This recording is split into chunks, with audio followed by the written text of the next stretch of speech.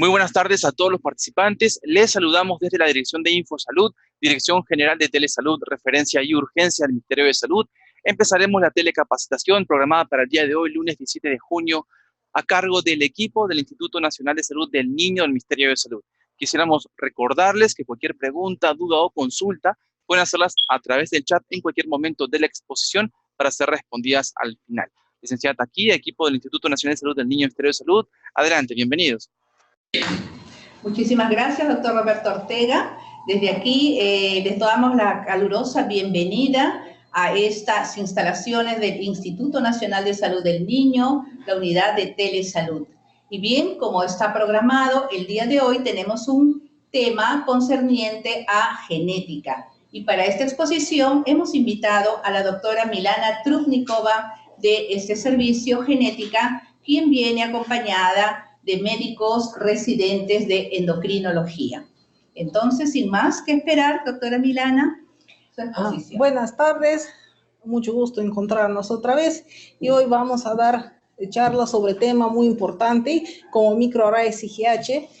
Quienes no saben todavía que existe ese método, es uno de los métodos de diagnóstico de alteración cromosómica. Entonces vamos a repasar brevemente en qué situaciones se usa, para qué propósitos, qué alcances hay y qué de nuevo en el mundo. Es muy importante actualizarnos, ya que no queremos encontrarnos en la cola del mundo como hasta ahora lo estamos haciendo.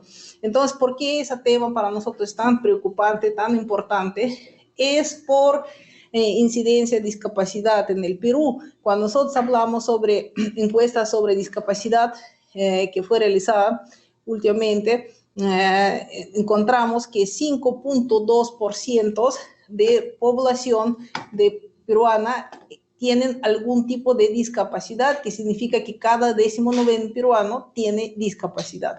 Entonces, entre esas discapacidades, obviamente está presente discapacidad intelectual, discapacidad a raíz de algunas enfermedades genéticas, no todos son productos de accidente, etc.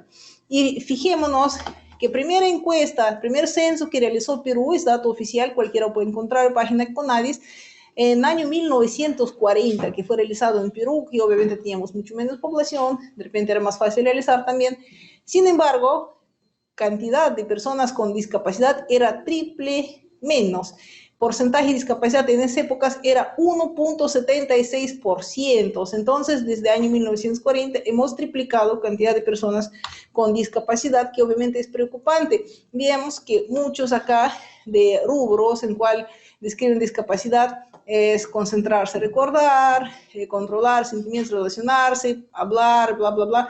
Entonces, vemos que mucho de eso en realidad está relacionado con discapacidad intelectual o de repente personas que han nacido con unas malformaciones.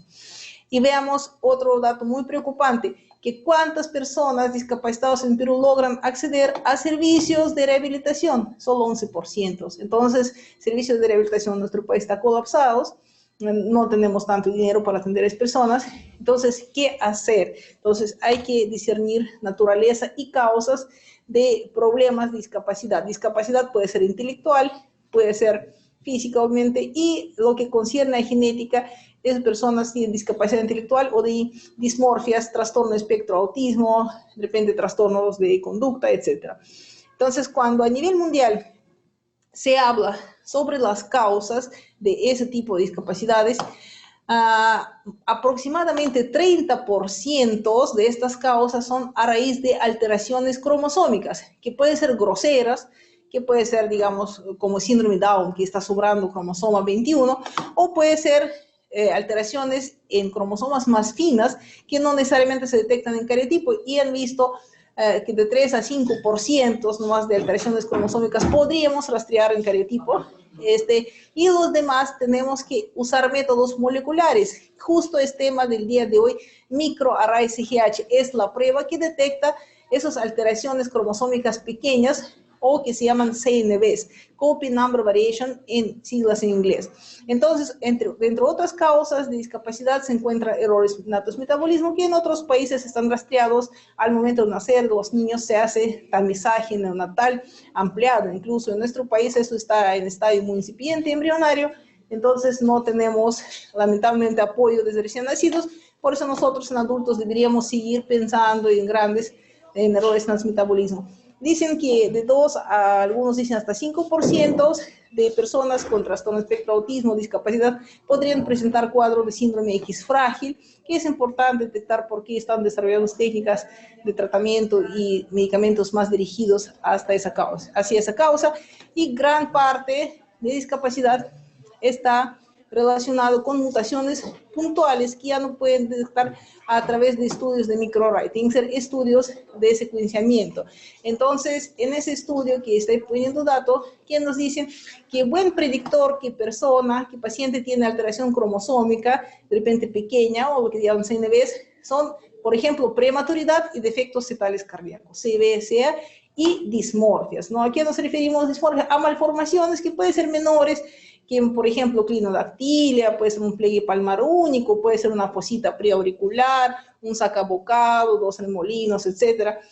O malformaciones mayores, como fisuras labiopalatinas, cardiopatías, agenesia renal, polidactilia, etcétera, etcétera. Ya, si nosotros vamos a ver en los fetos malformados, cuando de Nancy hablamos de personas que nacieron, están viendo. Sin embargo, en los fetos malformados también gran parte presentan alteraciones citogenéticas, o sea, en cromosomas, que pueden ser detectados en cariotipo, pueden ser detectados en microarray, y también por secuenciamiento. En ese estudio encontraban muchos variantes inciertos, pero eso varía de estudio a estudio, y de repente la evaluación, algunos variantes no se conocía su patogenicidad, en el futuro puede ser que se conozca, ¿no? Entonces vemos que en embriones, en fetos, causa de malformaciones muy importantes son alteraciones cromosómicas. Ahí, ¿cómo son alteraciones cromosómicas? ¿Qué tipo de alteraciones puede haber en cromosomas? Porque de repente muchos de nosotros desde la universidad quedamos, si sobra cromosoma 21 es síndrome Down, si sobra cromosoma 13 es síndrome Pató, o cromosoma 18 Edwards, y nos falta cromosoma X Starner, y de repente ahí nos quedamos. Sin embargo, hay muchas alteraciones que son pequeñas o que los llaman submicroscópicas, que no siempre se va a ver cariotipo. Por ejemplo, de lesión en cromosoma, cuando se puede perder una región en cromosoma que puede contener muchísimos genes, cientos de genes, o que puede contener de repente 1 o 2 genes, o incluso parte de un gen, de repente un exón, y puede ser fatal para el paciente. Puede ser duplicación, cuando una región está duplicada 2 veces en cromosoma, o puede ser incluso triplicada. Entonces también puede ser patogénicas esas alteraciones. Puede ser inversión, cuando un tramo de cromosoma está invertido, y muchas veces en inversiones pueden perderse en sus extremos o duplicarse algunos genes. Puede ser inserción, cuando inserta un tramo de ADN en otro cromosoma donde no le corresponde, y puede ser translocación, que ya puede ser intercambio de regiones de cromosomas, que puede ser recíprocas o puede ser no recíprocas, ¿no? Entonces, otras alteraciones más raras, por ejemplo, cromosoma en anillo, cuando vemos se pierden puntos teloméricos de cromosoma y se forman anillos, o a veces 2 cromosomas se juntan, como en este caso cromosoma X formó cromosoma dicéntrico. Acá hay 2 cromosomas X que se han ido por sus extremos. Y, insisto, puede ser alteraciones citogenéticas tan submicroscópicos que están sujetos a deleciones, duplicaciones, solo exones. ¿Qué son exones? Son partes codificantes del gen. No sé si recordamos de colegio, de universidad, que el gen tiene varias partes. Entonces, exones son partes codificantes que se va a traducir posteriormente en proteína. Y intrones, región promotor, regiones uteres, no se van a traducir en proteínas. Entonces, exones obviamente es muy importante para variante proteica de este gen. Entonces, cuando hay deleciones, duplicaciones de exones, puede ser alelos mutantes, que puede ser, como los consideran, hipomórficos, antimórficos, endomórficos. ¿Qué significa hipomórficos? Que un rasgo o algún órgano no está presente. Por ejemplo, desaparece, acá no tenemos falanges de los dedos, ¿no? O son muy acortados, o simplemente están ausentes, o puede ser que al revés, en vez de 5 dedos tenemos 6 dedos. Entonces, es nueva forma, nueva versión de rasgo que codifica el gen. Entonces, esos rearreglos en los genes pueden ser tan preocupantes como rearreglos cromosómicos grandes. Y otro fenómeno que de repente es menos conocido, menos escuchado, por los que no somos especialistas en genética, es disonía uniparental y que puede relacionarse bastante de repente con edad de progenitores, en que consiste que normalmente nosotros recibimos 23 cromosomas de padre y 23 de madre, pero a veces puede suceder el fenómeno que, por ejemplo, ovocito no ha tenido un cromosoma, entonces nuestro cigoto hace rescate y duplica cromosoma faltante. O puede ser otras variantes, como se genera disonía uniparental, puede ser que faltó en espermatozoide, pero había 2 cromosomas en ovocito, es otra opción. O puede ser al revés, divisiones posigóticas. Al inicio estaba juego de cromosomas normales y después se generó en algún cromosoma ese desorden y célula eliminó, ha hecho rescate eliminando algún cromosoma sobrante, o al revés, se generó célula, línea celular con solo un cromosoma de tal número y se duplicó ese cromosoma.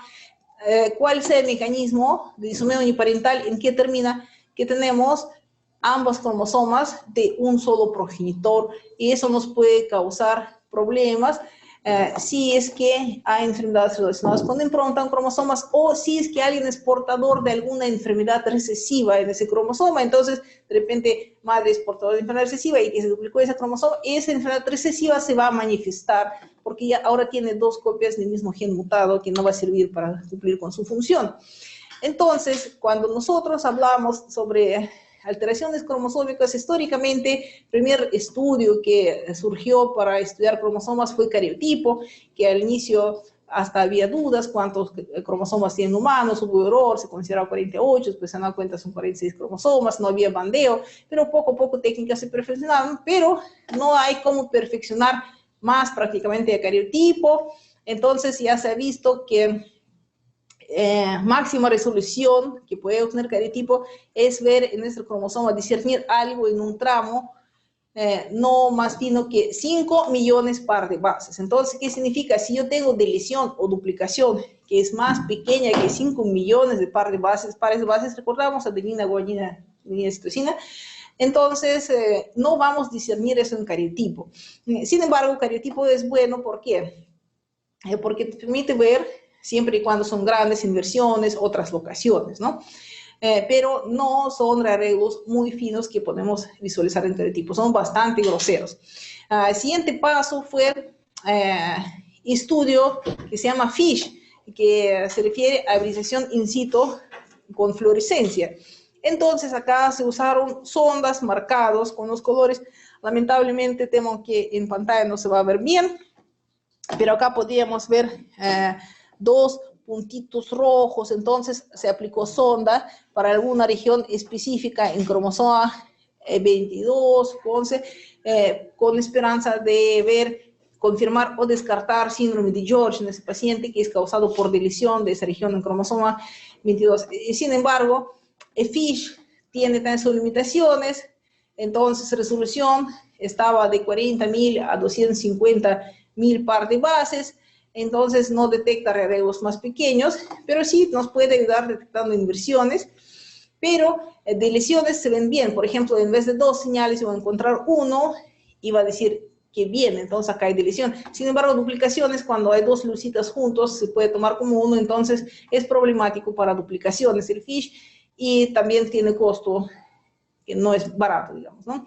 Entonces surgió a raíz de todo esto necesidad estudio de microarrays IGH y como decíamos en microarreglos, en español más correcto de repente serían micromatrices, pero vamos a tratar, usar términos de repente el más usado y más entendible según literatura en inglés. Entonces, imagínense que microarray, IGH, ¿qué significa? Se llama hibridación genómica comparativa.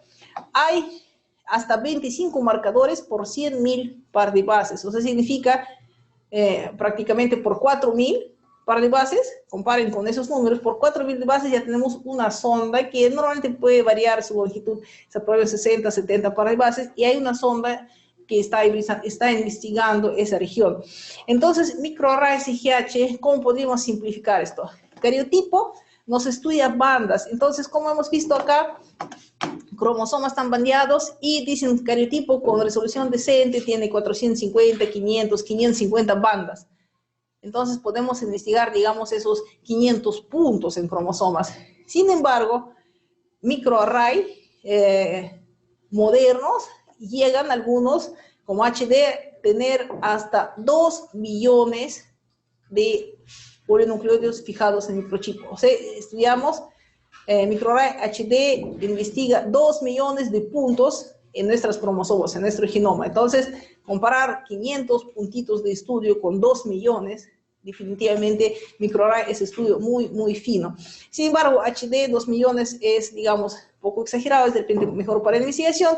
Normalmente se usa la resolución PERE muy buena, es algo de 700, 750 K, que significa que se estudia 750.000 puntos, ¿no? Entonces, igual es gran cantidad de investigación. Y acá podemos ver que acá nos otra vez recalcan que son 25 marcadores por 100.000 par de bases. Y HD, ¿cuál es la diferencia? Que tiene mejor coberturas de todos los genes que están conocidos, los que están registrados como genes que causan enfermedades genéticas, ¿no? Y algunos otros regiones. Entonces, ese estudio, gran resolución, ¿qué principios tiene funcionamiento? Es importante cuando solicitamos en un estudio comprender naturaleza de ese método de investigación, porque si no lo comprendemos, de repente podemos equivocarnos, solicitar estudio erróneo.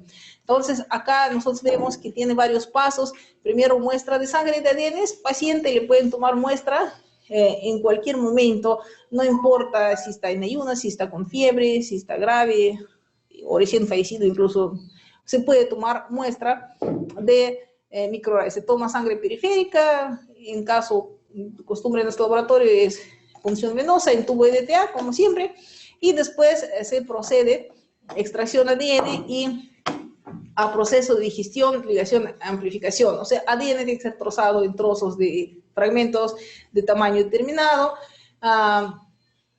Esos fragmentos tienen que ser amplificados con PCR. Tienen que ser marcados después con secuencias especiales y digamos, colorantes, entre comillas, que se añaden a esos fragmentos.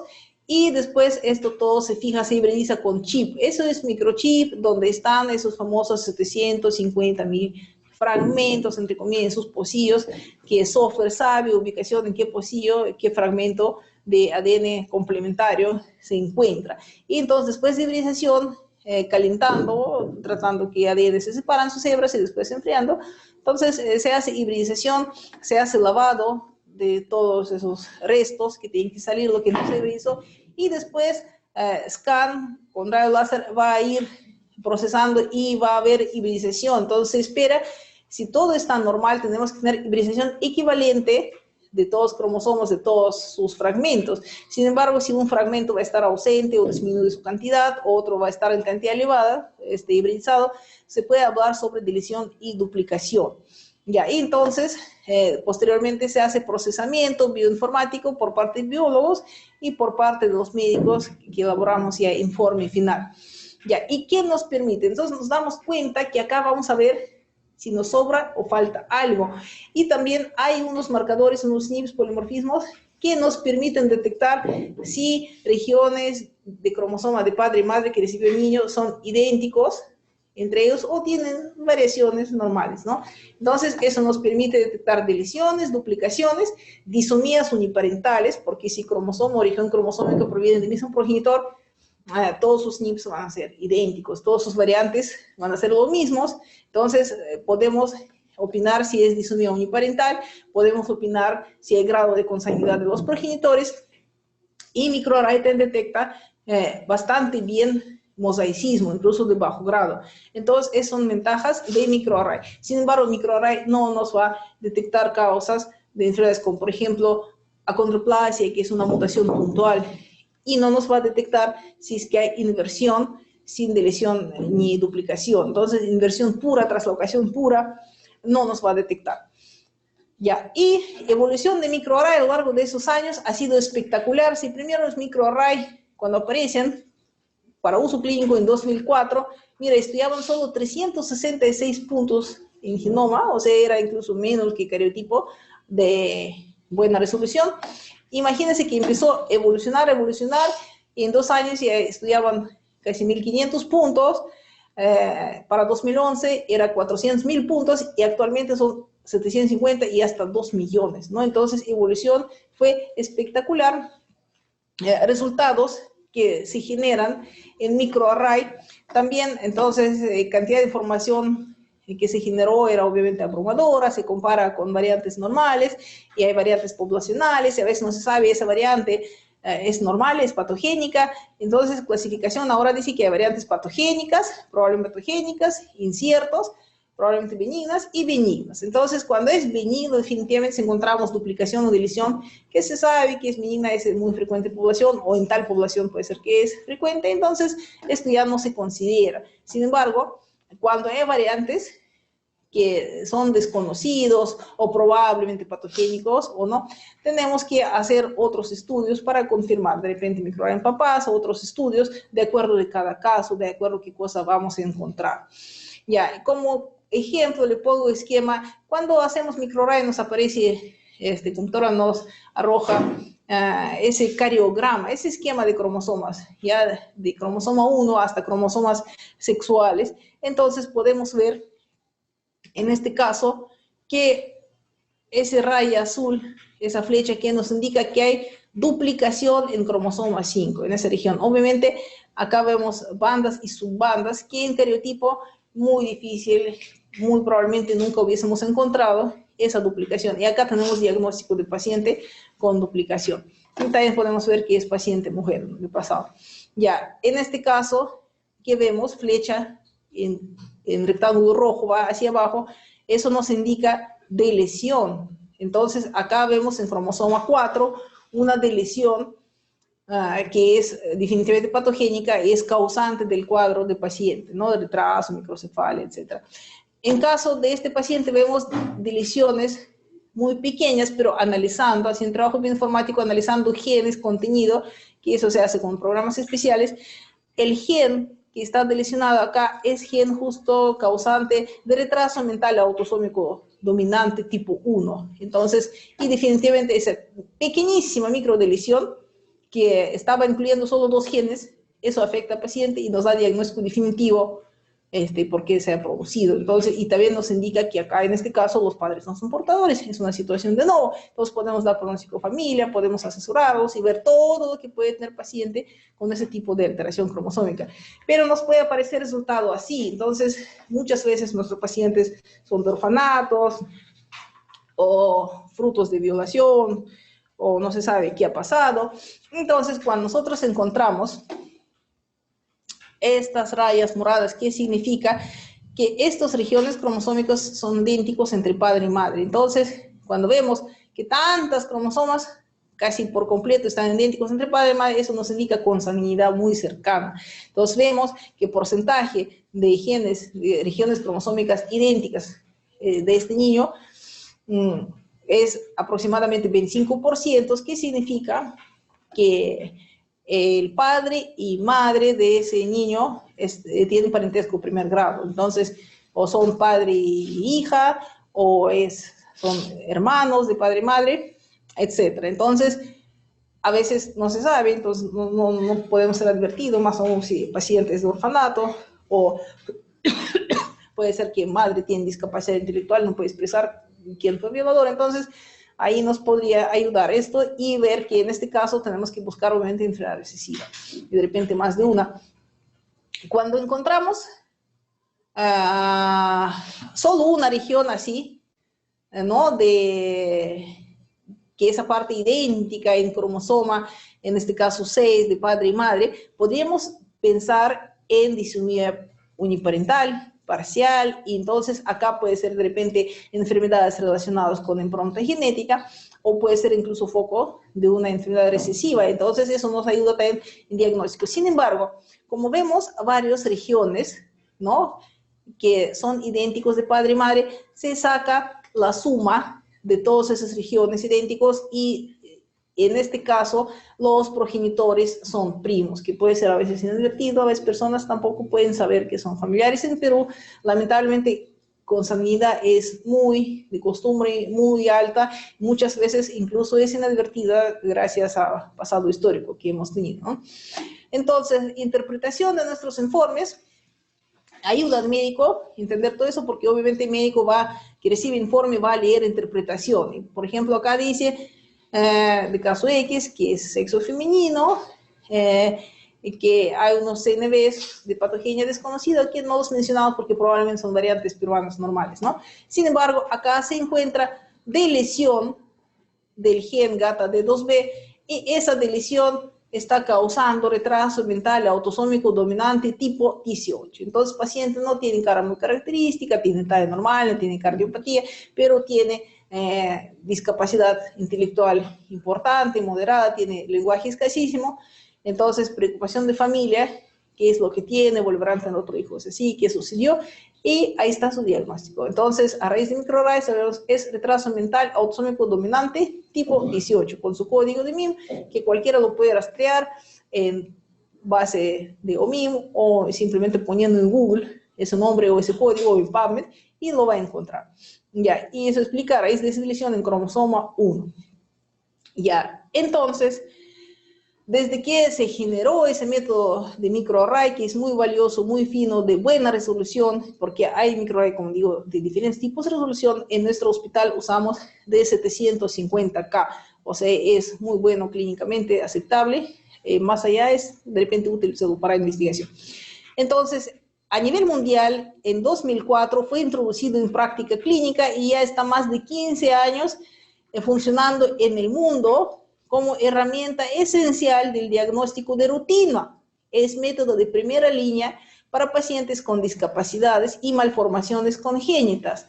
Incluso acá se recomienda Colegio Médico de Genética de Estados Unidos, que es primera línea para discapacidad intelectual, autismo, anormalidades congénitas múltiples.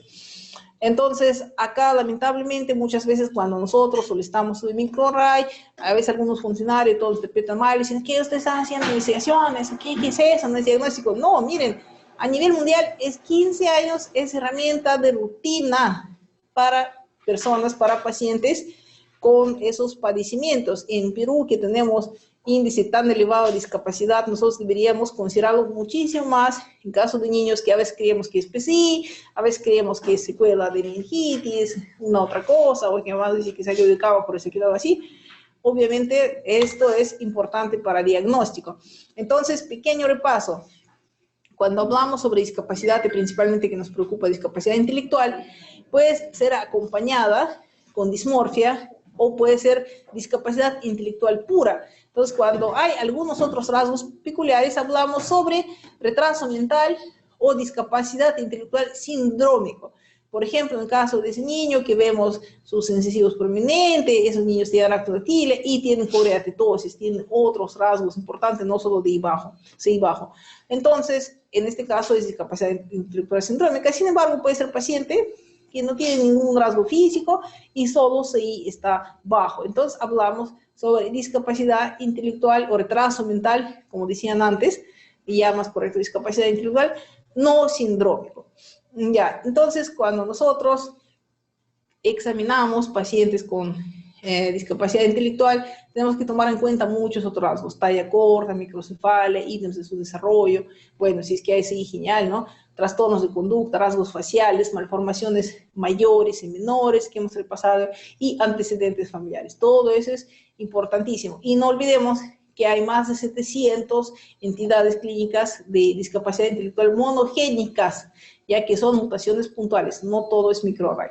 De hecho, a nivel mundial, cuando empieza el desarrollo de microarray, cantidad de diagnósticos de causa en niños de discapacidad intelectual empezó a crecer drásticamente, y con estudios de secuenciamiento simplemente disparó, y ahora actualmente hasta 90% de pacientes pueden tener diagnóstico preciso de causa de su discapacidad. Pero vamos a ver, a nivel mundial, ¿cuál es la causa de discapacidad no sindrómica más frecuente? Es recesiva, ¿ya? ¿Y qué significa esto? Que son pacientes que no tienen una malformación cardiovascular, no tienen cardiopatía, nada, solo tienen CI bajo. Y como es recesivo, ¿qué nos indica? Que es más elevado su incidencia en países donde hay mucha consanguinidad. Donde hay más consanguinidad, debemos tener más porcentaje de gente con DI no sindrómica. Y normalmente ese tipo de discapacidad intelectual es leve, más frecuente es leve. Entonces, creo que todos nosotros hemos observado eso en nuestra práctica, ¿no? Ya.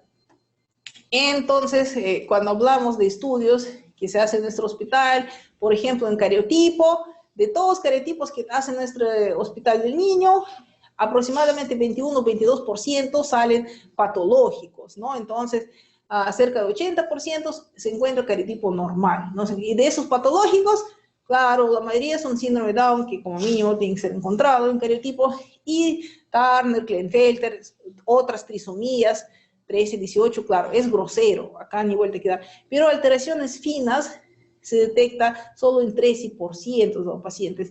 Y veamos microarray. Entonces, a nivel mundial, literatura reporta, unos dicen 13% de pacientes con discapacidad tienen alteración cromosómica, CNVs, otros dicen hasta 20-30%. ¿Por qué varía tanto? También es de acuerdo de resolución de microarray se han usado. Si era 40K, se evaluó 40.000 puntos. Y si nuestro microarray es 750K, entonces significa que se evaluó 750.000 puntos, o sea, la resolución está casi 20 veces más. Obviamente, de mayor resolución, microarray va a encontrar más diagnósticos positivos, ¿no?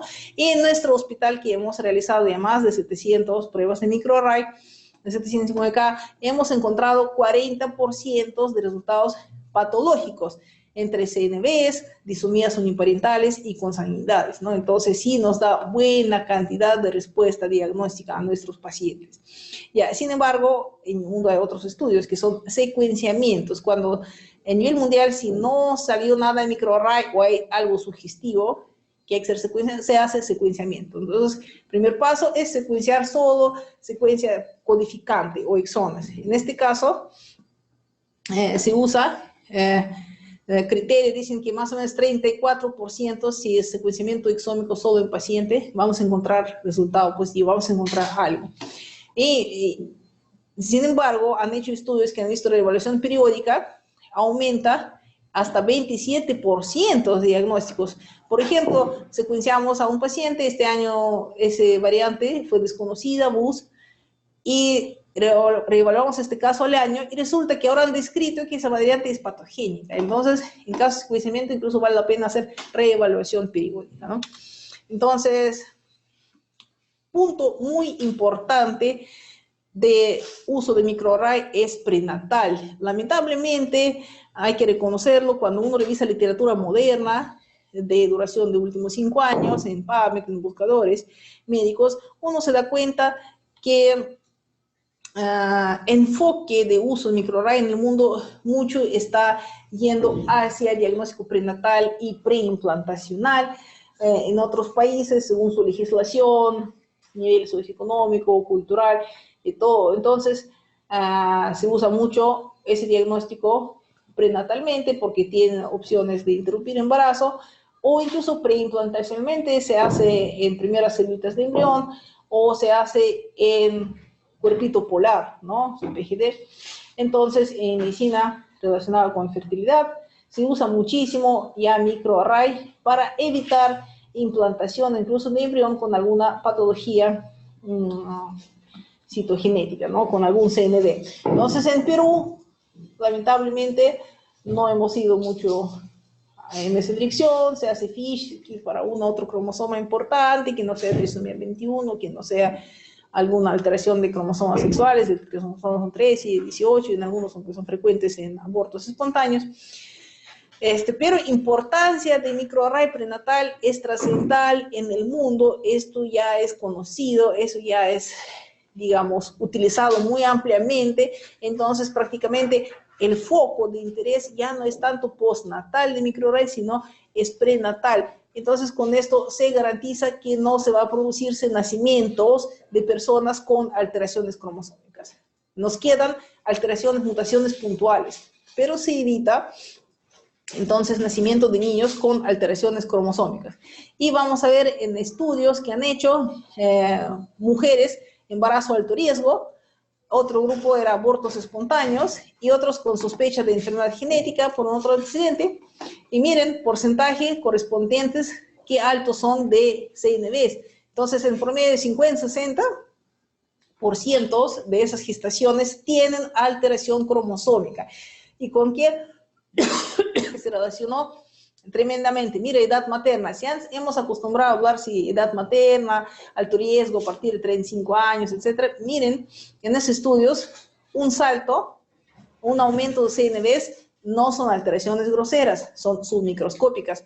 Mire, a partir de 30 años. Entonces, a partir de 30 años ya debemos considerar que mujeres tienen mucho más riesgo, ¿no? Entonces, acá vemos porcentaje, 10 mujeres menores de 30 años tienen riesgo de tener CNVs, y 30, 35 de 15, y acá otros ya tenían 20%, ¿no?, de alteración. Entonces, ese dato es importante y tenemos que cambiar el enfoque de nuestra atención en qué mujeres vamos a sospechar esas alteraciones. Y mira, historia familiar. Si mujer tenía antecedentes de abortos espontáneos, mortinatos, o antecedentes familiar de un familiar con discapacidad, o un niñito que han dicho, no, él tenía PCI, no, sí, ese hermanito, le han dicho que fue neumonía, por eso se ha muerto. Eso nos tiene que alarmar tremendamente porque vemos que historia familiar positiva no sube tremendamente riesgo de tener alteración cromosómica en feto de esta mujer en su siguiente embarazo. Y no tanto fue ultrasonido, entonces, incluso ultrasonido perfecto, no descartaba, mira, casi la misma incidencia fue al final de alteración cromosómica. Entonces, es dato importantísimo y lamentablemente en Perú ese ramo, si el paciente todavía diagnosticamos, ramo prenatal está abandonado en el sentido prácticamente por completo. Eso que microarray existe, como repito, ya más de 15 años como prueba clínica diagnóstica a nivel mundial, ¿no? Entonces, eso debería ir subsanando en nuestro país. Entonces, otro ítem importante, secuenciamiento masivo. Secuenciamiento masivo, ¿por qué lo menciono? Porque no es justo hablar sobre microarray y no hablar sobre el paso que sigue. Si no encontramos nada microarray, no encontramos nada prueba X frágil, nuestra idea es estudiar mutaciones puntuales. Entonces, idea de secuenciamiento, principio básico, porque es más complejo que microarray, explicarlo.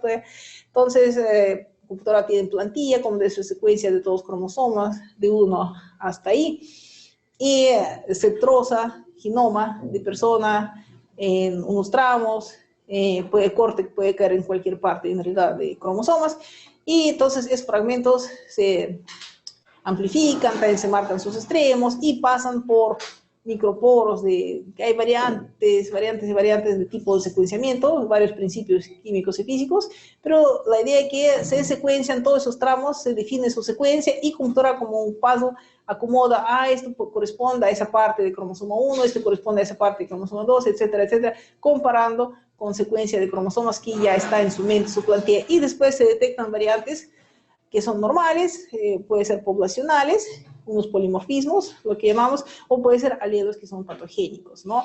O puede ser también con significancia incierta. Entonces, cuando tenemos que pedir secuenciamiento exómico todo, cuando problemas de neurodesarrollo, enfermedades raras, inicio brusco, epilepsias, displasias esqueléticas, errores metabólicos, cardíacas, talla corta, dismorfias complejas, inmunodeficiencias primarias, autismos, etcétera, etcétera. Entonces, todos esos rubros están sujetos a estudios de secuencia de los genes. Ya, y entonces, como antes comparamos métodos citogenéticos con microarray, entonces ahora también podemos pensar, y si comparamos microarray CGH con secuenciamiento exómico. Entonces hay publicaciones que ahora dicen, bueno, entre niños que nacen, en 20% encontramos alteración microarray y en 36% encontramos alteración en secuenciamiento exómico. Entonces mejor empezaremos por secuenciamiento exómico. Ya, entonces ya están queriendo cambiar, que ya no será microarray como primera línea de elección, sino secuenciamiento masivo va a ser primera prueba de elección para personas con discapacidad, retrasos mentales, autismo, etcétera, etcétera.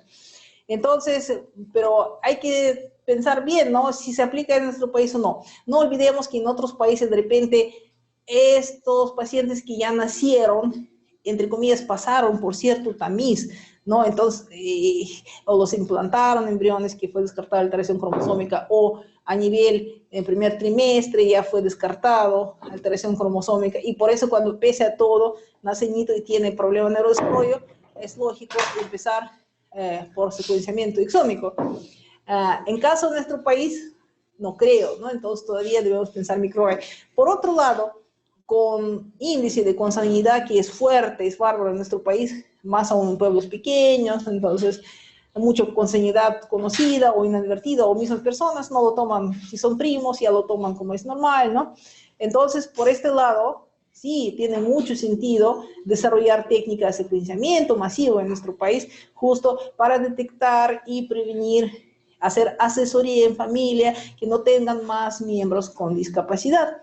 Porque es bastante triste cuando mamá viene con 3 autistas, viene con 6 hijos sordos, papá se ha escapado, o un niño está echado, otro a los justos aprendió a gatear, o todos son discapacitados, unos con convulsión, otros no. Entonces, y tienen varios niños, y le han dicho, eso fue por asfixia, otros dicen que fue por infección, pero cuando nació 3, 4 con lo mismo, uno se da cuenta que no es nada de esto, no son causas genéticas. Entonces deberían ser muy cuidadosos antes de aseverar a las personas que es a causa de una infección o mal parto, y que no volverá a suceder. Tenemos que ser muy cuidadosos para no caer ese error y que es causa genética. Entonces podemos cometer un grave error y causar más nacimiento de niños con una patología. Entonces, conclusión, en esas personas con discapacidad, nuestro algoritmo tiene que ser microarray, y también en el nivel considera X frágil. Y siguiente paso, secuenciamiento masivo, que ahora es paradigma, de repente eso se va a voltear, ¿no? Entonces, si no procede secuenciamiento exómico, no se encuentra nada, secuenciamiento genómico, y después estudios de investigación como transcriptoma y todo. Pero eso es primera línea, eso es accesible en nuestro país, esto se puede hacer en nuestro hospital, eso cubre CIS. Los que no tienen CIS, lamento mucho, les va a costar 4.000 soles en nuestro hospital. En extranjero incluso puede ser un poco menos. Ya, y es nuestro servicio que siempre está esperando sus preguntas y sugerencias. Muchísimas gracias. Felicitaciones a la doctora Milana Trubnikova del Servicio de Genética del Instituto Nacional de Salud del Niño, Ministerio de Salud, por esta excelente presentación. Doctora, ¿qué tal? ¿Cómo está? Felicitaciones. Un gran saludo desde el Ministerio de Salud, de la Dirección de Infosalud. Tenemos algunas preguntas en el chat que procederemos a preguntarles. Nos dicen, buenas tardes, es muy interesante el tema. Preguntan si han realizado un microarray para diagnósticos prenatales no invasivos. En nuestro país creo que no, porque nadie utiliza esa técnica prenatalmente. Nuestra técnica que tenemos en nuestro laboratorio sí permite hacer extracción de ADN de líquido amniótico y hacer microarray en líquido amniótico, no hay problema, pero incluso sus chips tienen menos resolución, su microarray es un poco más sencillo que de pacientes ya, pero todavía nadie ha hecho con nosotros convenio, parece no hay nadie interesado, ¿no?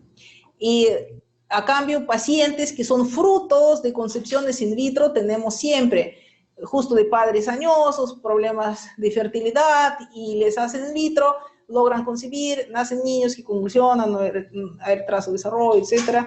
Y al final terminan siendo pacientes de genética. Muchísimas gracias, doctora Trubnikova. Este mismo participante nos pregunta, entre las técnicas de hibridación in situ y microarray, ¿cuáles son las ventajas y desventajas?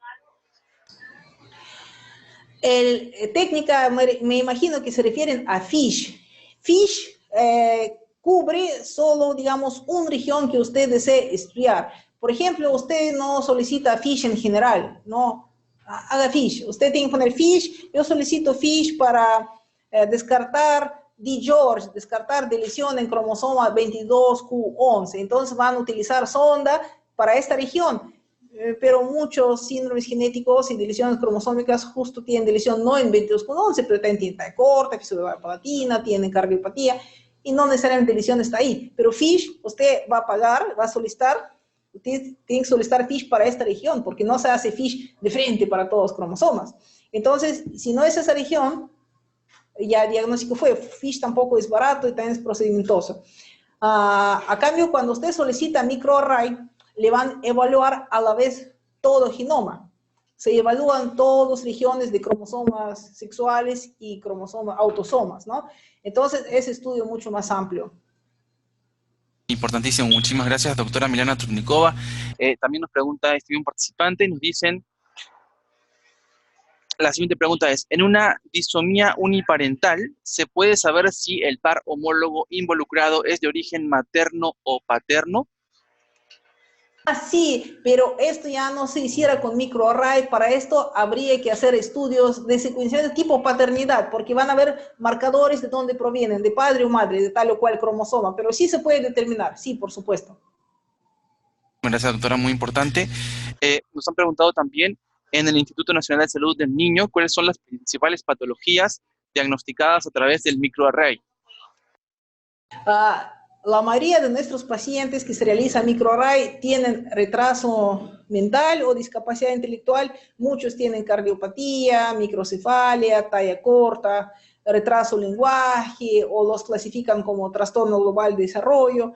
En sí, grueso de nuestra consulta en genética, cerca de 70% de pacientes tienen retraso mental. Ya, entonces, es nuestro grueso principal.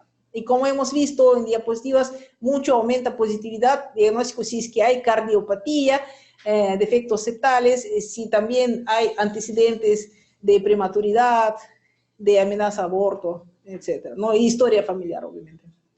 Importantísimo, doctora, muchas gracias. También una pregunta quizá relacionada, nos han preguntado ¿a qué tipos de pacientes se le realiza microarray? ¿Cuáles son las indicaciones para realizar entonces el microarray?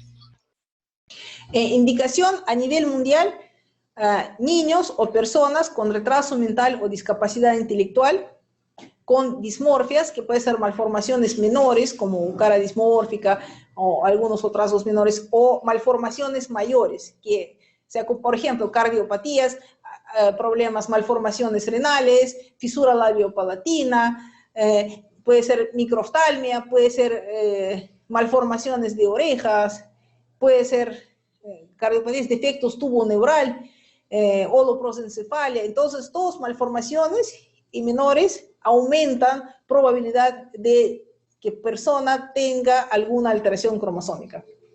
Pero si es discapacidad intelectual pura, también. Oh, no hay sonido. Perdón. Muchísimas gracias, doctora Milana Trubnikova, por esta excelente presentación. Le esperamos en próximas telecapacitaciones sobre el tema de genética. Queríamos invitarla a decir algunas recomendaciones o consideraciones finales sobre este tema tan importante a todos los establecimientos de salud que nos están viendo en estos momentos, por favor. Sí, nuestro deseo que esta técnica tenga más avance en nuestro país, porque como ya hemos visto, a nivel mundial es en realidad noticia de ayer, eso es periódico de ayer, el mundo está dando pasos gigantescos hacia secuenciamientos y todo es para tratamiento más exitoso de pacientes y asesoría y prevención, que es importante, es distinto familia con un niño discapacitado que con 3 o con 5, lo que estamos viendo a menudo, a diario. Entonces es de ver no solo servicio de genética o de pediatría, es de ver, pienso, nuestros funcionarios, ministros, comisión de salud, de congreso, no sé quiénes corresponde, también poner su parte en diagnóstico oportuno, tratamiento oportuno y prevención, porque siempre sabemos, prevención siempre sale al final más a cuenta que tratar consecuencias. Entonces, eso es recomendación. Enérgicamente solicitemos estudio, hagamos que haya más centros de detección y hay que avanzar con otras pruebas que siguen en genética. Importantísimo, muchísimas gracias, felicitaciones, doctora Milana Trubnikova, del Servicio de Genética del Instituto Nacional de Salud del Niño, Ministerio de Salud. Un gran saludo para usted y para todo el equipo del Instituto Nacional de Salud del Niño. Hasta pronto, la esperamos pronto, muchas gracias. Gracias.